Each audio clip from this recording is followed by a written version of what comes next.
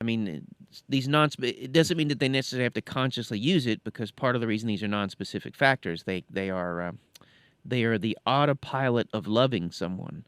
So you go through this programmed dance that you do when you're in the presence of someone that you care about, when you know, reflexively lean into them. Doesn't mean that you have to study these things to know that you already do them. But part of what therapy can do for at least some folks who like to practice this way, they can make a more conscious use of it. And if somebody's telling me that story, then I would think to myself, okay, how is that relevant to right now? How are we in that story? And how does that story reflect the suffering that brought this person to my door? So I want to think about it on several levels, right? Oh, Is it not something that's co-constructed now, but they've disempowered themselves because they've become, instead of instead of creating their own self, they're passively waiting for someone to do it for them. And so this is the pattern that's been playing out throughout their life that has brought this suffering that they carry. But if you would have to distill down those non-specific factors, and you'd have to think about, you know, because I sort of mentioned that there's a reflex to lean in. I mean, there are things that we don't even think about, the way that right. where our voice may lower or raise, the way that our face may soften, our eyes may open a little wider. Well, I mean, I work with, initially when I first, and I still do work with a lot of soldiers, but sometimes, let's say the soldier's a dude, and he's coming to therapy.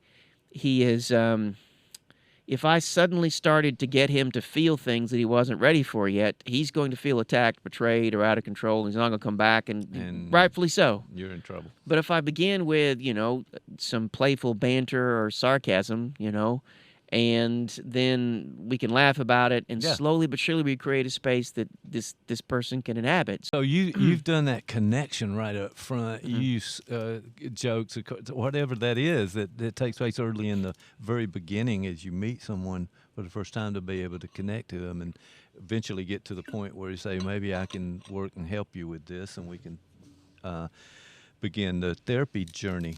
I mean, and as much as we have humor here, is my AI?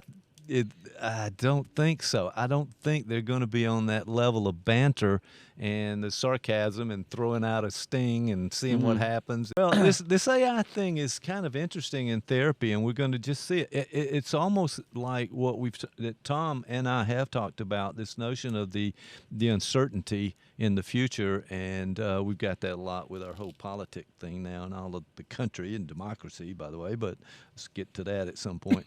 But this notion is moving very fast, and it's everywhere at the same time, and it's not really refined, and hasn't been, it's like a beta test. We have to go out on all of this till we finally get to the right portion of the bill, so Well, that the thing works for doing and what we want it to do.